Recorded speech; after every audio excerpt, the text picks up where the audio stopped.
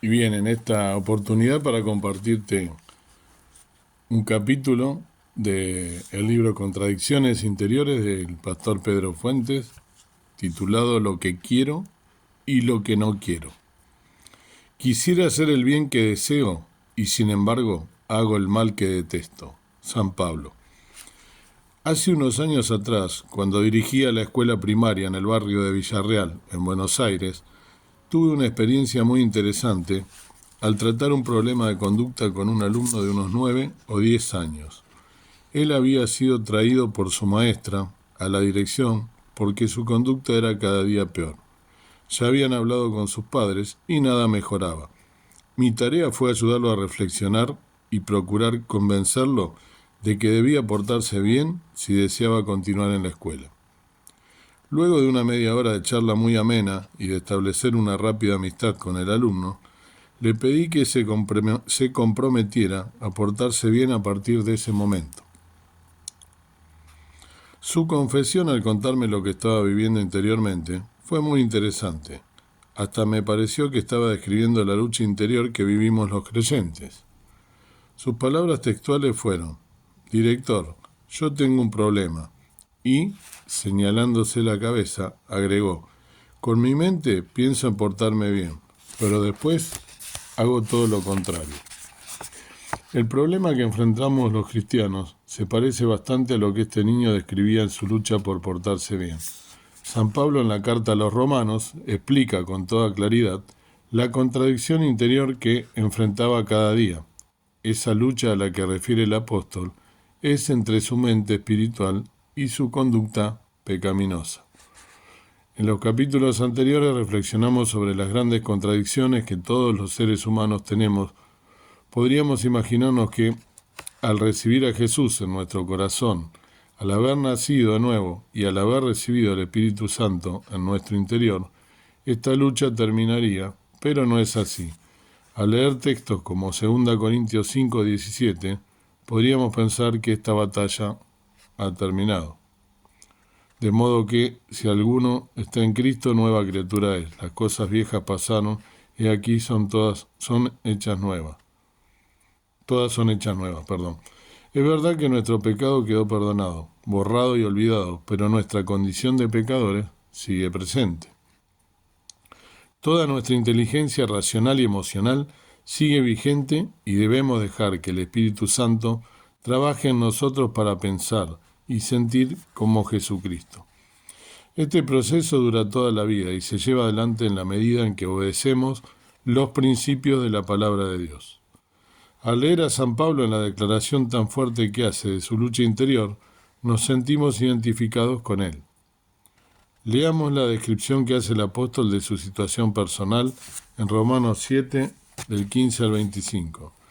No entiendo lo que me pasa, pues no hago lo que quiero, sino lo que aborrezco. Ahora bien, si hago lo que no quiero, estoy de acuerdo en que la ley es buena, pero en ese caso ya no soy yo quien lo lleva a cabo, sino el pecado que habita en mí. Yo sé que en mí, es decir, en mi naturaleza pecaminosa, nada bueno habita. Aunque deseo hacer lo bueno, no soy capaz de hacerlo. De hecho, no hago el bien que quiero, sino el mal que no quiero. Y si hago lo que no quiero, ya no soy yo quien lo hace, sino el pecado que habita en mí. Así que descubro esta ley, que cuando quiero hacer el bien me acompaña el mal. Porque en lo íntimo de mi ser me deleito en la ley de Dios, pero doy cuenta de que en los miembros de mi cuerpo hay otra ley, que es la ley del pecado. Esta ley lucha contra la ley de mi mente y me tiene cautivo. Soy un pobre miserable. ¿Quién me librará de este cuerpo mortal? Gracias a Dios por medio de Jesucristo, nuestro Señor. En conclusión, con la mente yo mismo me someto a la ley de Dios, pero mi naturaleza pecaminosa está sujeta a la ley del pecado. El escritor William Barclay, cuando comenta este pasaje, hace la siguiente introducción. Pablo nos presenta su alma al desnudo. Sabía lo que estaba bien y quería hacerlo, y, sin embargo, por alguna razón no podía hacerlo. Sabía lo que estaba mal y lo último que querría sería hacerlo, y sin embargo lo hacía. Se daba cuenta de que tenía una personalidad dividida, como si hubiera dos personas diferentes dentro de su piel, tirando cada una en un sentido diferente. A esto lo llamamos la lucha espiritual que todo creyente debe enfrentar cada día de su peregrinaje. Algunos le ignoran y viven en un fracaso permanente. Otros disimulan y experimentan una gran frustración interior, pero otros aceptan el desafío, toman la victoria de Jesucristo como propia y viven esa victoria. Para clarificar la lucha de Pablo entre la ley de Dios que ha recibido y la ley del pecado que sigue morando en su corazón, debemos aclarar, como lo hace Hendrickson, que cuando se menciona la frase ley de Dios, se refiere a los principios y reglas morales resumidos en los 10 mandamientos. Cuando Pablo menciona la ley del pecado, se refiere a la pecaminosidad que arrastra el hombre desde su caída en el Edén, como lo declara el libro de Génesis. Y el Señor vio que era mucha la maldad de los hombres en la tierra y que toda la intención, los pensamientos de su corazón era solo hacer siempre el mal. Génesis 6:5. Para afrontar esta nueva contradicción que vive el creyente y ser victorioso sobre esta batalla que se ha desatado en nuestro ser interior, desde el momento en que nacimos a la vida de Dios, debemos asumir 3 caminos. Tomar conciencia. La vida de Cristo en nosotros nos impulsa a buscar la santidad y anhelamos ser como Él. Pero nuestros malos deseos nos arrastran a realizar acciones que nada tienen que ver con la santa voluntad de Dios. Es muy importante que tomemos conciencia de esta lucha y que asumamos que somos débiles y frágiles. Hame saber Jehová mi fin y cuál es la medida de mis días. Sepa yo cuán frágil soy. Salmo 39:4. Nunca podremos batallar con estas contradicciones interiores a menos que asumamos como San Pablo: soy un pobre miserable. ¿Quién me librará de este cuerpo mortal? Romanos 7:24. De la misma manera que para obtener la salvación necesitamos reconocer nuestro pecado y necesidad de un Salvador, para poder vivir victoriosos en la lucha contra nuestra naturaleza pecaminosa, debemos reconocer nuestra miseria e impotencia para enfrentarla solos. El apóstol nos recuerda que mientras nos sintamos fuertes estaremos en la línea de riesgo y próximos a caer. Por eso dice: por tanto el que cree que está firme, tenga cuidado, no sea que caiga. 1 Corintios 10:12. Esta es la razón por la que siempre debemos mantenernos despiertos y en guardia. El Señor Jesús instruyó a sus discípulos sobre cómo cuidarse para no ceder a la tentación. Velad y orad para que no entréis en tentación. El espíritu está dispuesto, pero la carne es débil. Mateo 26:41. Estar atentos y orar es una muestra de que tomamos conciencia del riesgo en el que nos encontramos todo el tiempo. Dar batalla. Las batallas que no se ganan son las que no se dan, y quienes queremos vivir vida victoriosa debemos ser batalladores contra nuestra propia pecaminosidad. Una vez que tomamos conciencia de la lucha espiritual que tenemos en nuestro interior, debemos asumir que estamos en guerra y vivir en combate cada día. Y subraya el autor con estas frases subrayadas en grande: mientras nos sintamos fuertes estaremos en la línea de riesgo y próximos a caer. El libro de Proverbios nos advierte mucho sobre algunas conductas que debemos tener para evitar caer en la trampa de nuestra pecaminosidad, y también cuál es el camino que debemos seguir para salir si es que ya caímos en la trampa. Veamos un texto muy instructivo que nos habla de este asunto.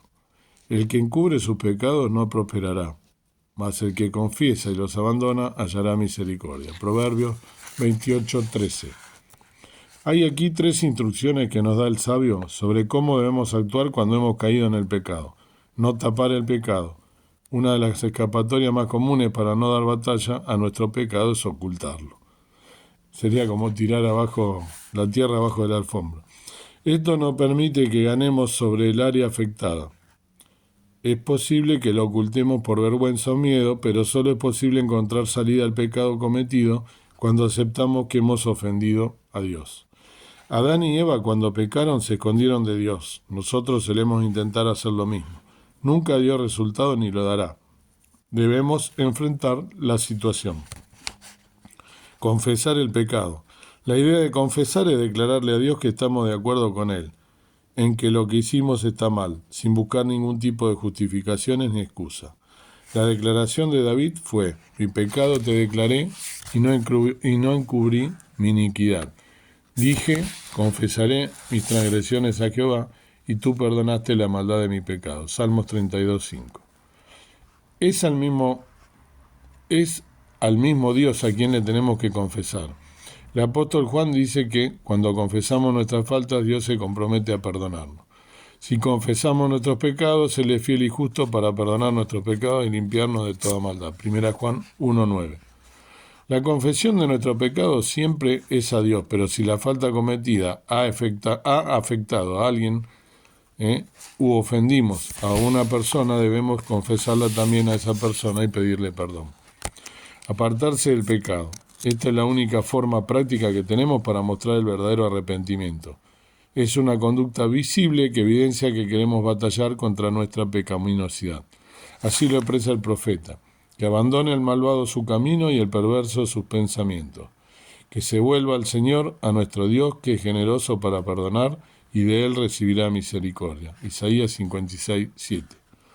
Debemos abandonar la conducta pecaminosa, dejar de hacer esas acciones que están mal y cambiarlas por otras que sean correctas y que Dios apruebe. Aceptar la victoria de Jesús. En este pasaje de Romanos 7, el apóstol Pablo hace una exposición muy fuerte de su impotencia frente a su condición de hombre pecador. No entiendo lo que me pasa, pues no hago lo que quiero, sino lo que aborrezco. Ahora bien, si hago lo que no quiero, estoy de acuerdo en que la ley es buena, pero en ese caso ya no soy yo quien lo lleva a cabo, sino el pecado que habita en mí. Romanos 7, del 15 y 17.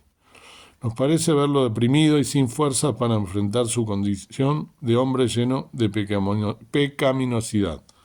Pero no concluye derrotado, porque como hijo de Dios tiene el gran recurso del poder de Jesucristo para ser victorioso sobre esta tremenda contradicción que llevará durante toda su vida. Mientras peregrina la vida cristiana, nos encanta cómo termina su exposición. Gracias a Dios por medio de Jesucristo, nuestro Señor. En conclusión, con la mente yo mismo me someto a la ley de Dios, pero mi naturaleza pecaminosa está sujeto a la ley del pecado. Romanos 7:25. Esta declaración nos muestra que Pablo está dispuesto a seguir batallando con sus contradicciones interiores hasta el final de su carrera, confiado y dependiendo del poder de Jesucristo.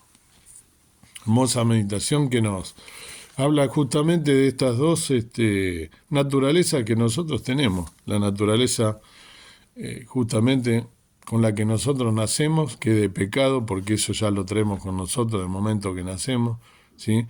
Porque traemos en los genes el pecado, que viene, por supuesto, de nuestros progenitores, y que todo hombre tiene, ¿sí? Por eso somos pecadores y es necesario reconocer ese pecado.